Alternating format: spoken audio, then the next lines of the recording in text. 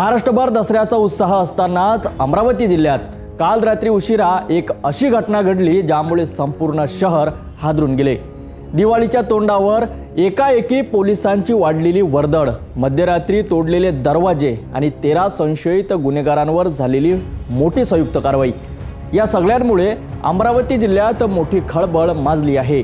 दसऱ्याच्या रात्री नेमकं काय घडलं, कोण होते हे बाह्य राज्यातील गुन्हेगार, त्यांचे नेमके इरादे काय होते आणि या कारवाईचा बिश्नोई गँगशी काय संबंध आहे का, या सर्व प्रश्नांची उत्तरं जाणून घेण्यासाठी पाहूया हा विशेष रिपोर्ट। दसरा उत्सव, सोन्याच्या देवाणघेवाणीसाठी नागरिकांची मांदियाळी आणि याच शुभ वातावरणात परतवाडा शहरात रात्री 10 ते 11च्या सुमारास अचानक साध्या वेशातील पोलिसांची वर्दळ वाढली। ठिकाण होतं ब्राह्मण सभा कॉलनी आणि कश्यप प्लॉट। कोणालाच काही समजत नव्हतं, पण पोलीस एका मोठ्या मिशनवर होते।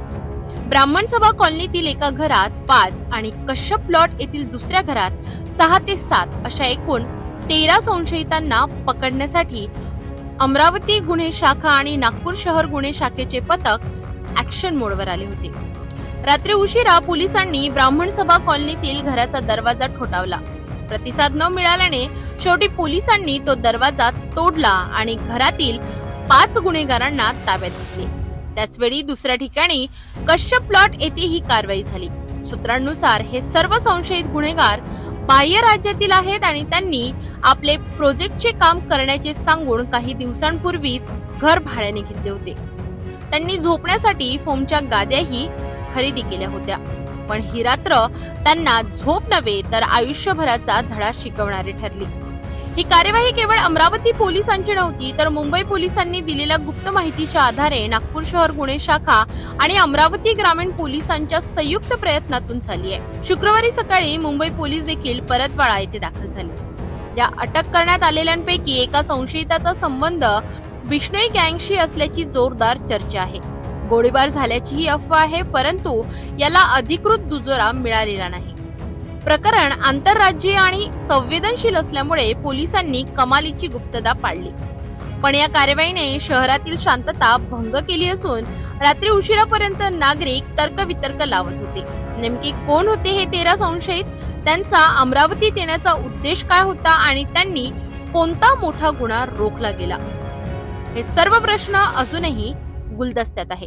परतवाडा येथील ब्राह्मण सभा कॉलनी या ठिकाणी अचानक रात्री अमरावती गुन्हे शाखा व नागपूर गुन्हे शाखा यांनी 11 आरोपींना अटक केली आहे। 10 ते 11 आरोपी, यामध्ये 6 आरोपी परतवाडा येथील बस स्टँड जवळ असलेल्या कश्यप पेट्रोल पंपाजवळ अटक केली असून या ठिकाणी ब्राह्मण सभा येथे असलेले दौंदाळ जे प्रहारचे कट्टर समर्थक आहेत, त्यांचे इथे भाड्याने घर राहत असलेल्या या 5 लोकांना या ठिकाणावरून अटक करण्यात आली आहे। विशेष म्हणजे या ठिकाणी आणि या संदर्भात आता पोलीस पुढील तपास करीत आहेत। अमरावती आणि नागपूर गुन्हे शाखा मिळून या संदर्भामध्ये आता कोणत्या प्रकारची कारवाई होती आणि यामध्ये अटक करण्यात आलेले आरोपी हे हरियाणा राज्यातले असल्याची प्राथमिक माहिती मिळाली आहे। या संदर्भात हे लोक कशासाठी इथे आले होते आणि शस्त्र घेऊन या ठिकाणी का राहत होते, या संदर्भात सुद्धा तपास आता सुरू आहे। Camera person city news Amravati. एकीकडे दसऱ्याचा उत्साह आणि दुसरीकडे 13 संशयित गुन्हेगारांवर झालेली ही आंतरराज्यीय संयुक्त कारवाई।